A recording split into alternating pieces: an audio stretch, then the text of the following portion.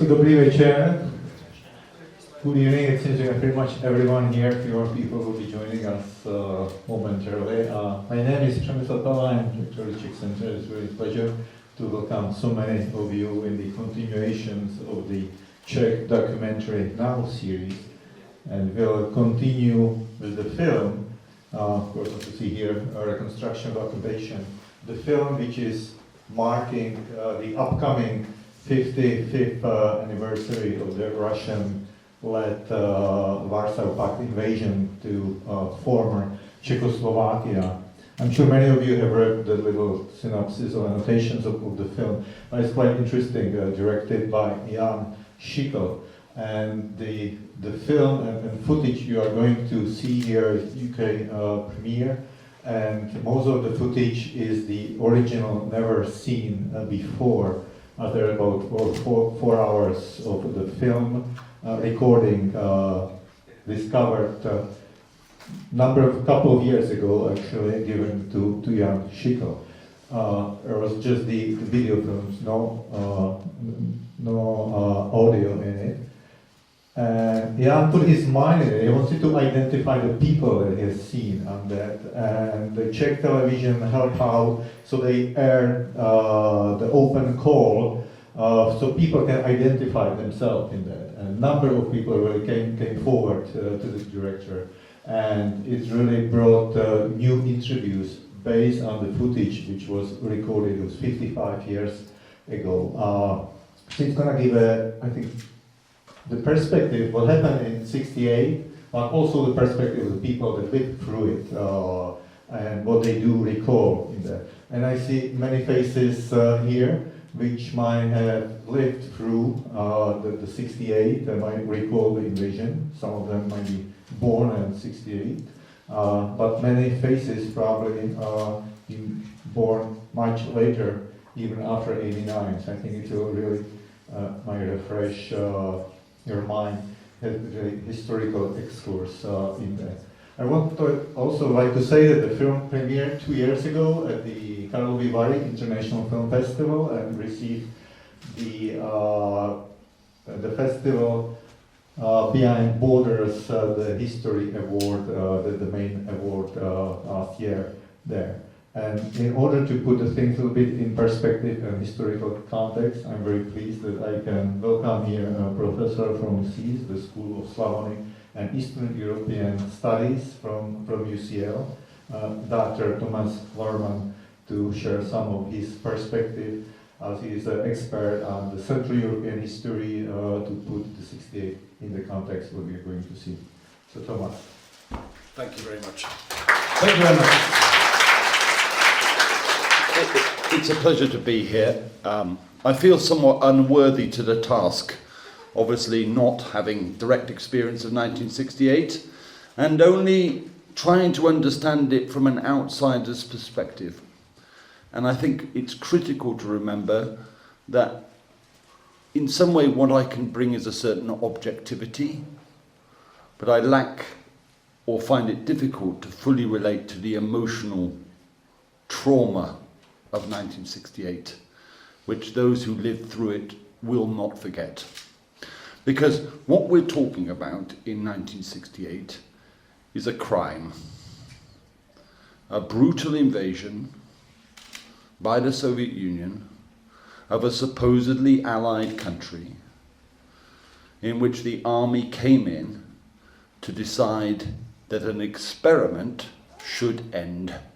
It was a Moscow decision, not in any way a decision made by the Czechoslovaks themselves. There had been a number of revolts against the brutality of communist rule, Stalinist rule in Central and Eastern Europe before this point. East Berlin in 1953, Poznan in 1956, Budapest quite famously in 1956, 12 days that shook the world. But what happened in '68, I think, had a critical impact. Because one could talk about those earlier revolts, and I've just highlighted a few. In fact, there was an element of resistance, rebellion violent resistance going on in Poland, Romania, to some extent across the bloc. But what happened in 68 was that good communists themselves, who were trying to reform the system, were brutally crushed. True, the invasion itself was somewhat farcical. Botched would be the right word. An attempt was made to shut down all the radio broadcasts. They forgot that Radio Prague would keep on broadcasting. Under gunpoint, the Central Committee was supposed to vote itself out of office. It refused. Alexander Dubček, the critical figure who'd driven the reforms, was supposed to resign. He was unwilling to do so. But farce and the relative lack of people who were killed shouldn't exclude essentially what happened, which is that the party in Czechoslovakia was trying to reform itself, and it was blocked from doing so. And what happened in Czechoslovakia after 1968 was that whereas much of Western Europe, and even parts of Central and Eastern Europe, were going down the path of reform, in Czechoslovakia, the clock was literally turned back, in some sense, to a more brutal system, given the unpleasant term normalizacja, a sort of Orwellian phrase that concealed a multitude of brutalities. What's the larger story here? The larger story is that 1968 occurs within a remarkable moment in European history when popular movements across Europe are pressing for reform. It's taking place in Paris with student protests, it's taking place in Britain with a cultural transformation, and it's taking place in Czechoslovakia as well. And it's coming from the bottom and it's coming from the top. It's coming from politicians and it's coming from artists, it's coming from writers, it's coming from students, all excited about the idea of making a change. Dubček, a remarkable figure in his own right, remember that he spent his entire early years in the Soviet Union and was brought back there in the 1950s for special training, so he was by no means an anti-Soviet figure. Alexander Dubček, the leader of the Prague Spring, the man who the entire invasion on the 20th of August was intended to remove. Dubček had a vision of a better socialism, a way that the political system could be improved, socialism with a human face. He captured the world's attention. He appeared on Time magazine looking like Tintin. People were excited about Dubček because he seemed to present the possibility that the darker era of Stalinist communism could be replaced across the region by a more progressive forms of communism that would lead perhaps towards some kind of movement akin to social democracy. Dubček never got as far as multi-party elections, but he permitted a certain freedom of speech, a cultural flourishing, an amazing set of films which should be watched. Writers took the opportunity on the front pages of the party newspapers to express the need for reform. And in some sense, when Dubček took over, he ushered in an era of honesty, where people could talk about things openly and criticize and admit mistakes and consider ways of making things better.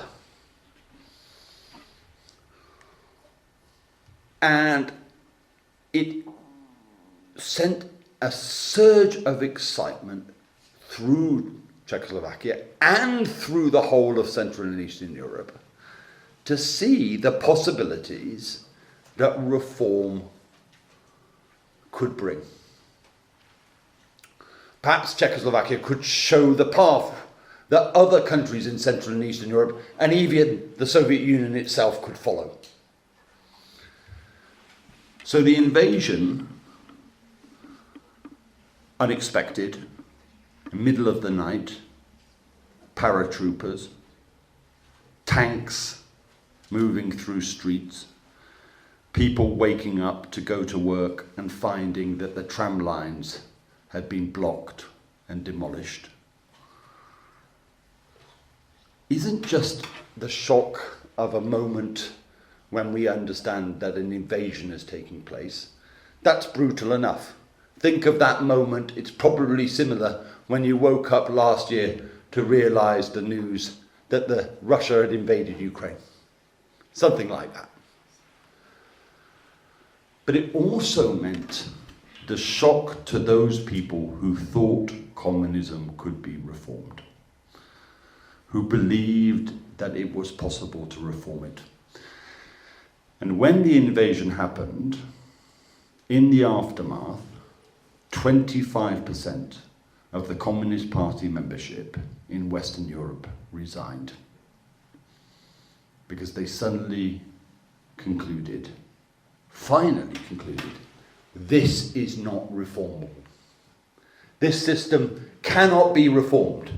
If Czechoslovakia, with Dubek, a good committed communist who spoke Russian better than he spoke Czech in his early life, couldn't reform the system, then what reform was possible?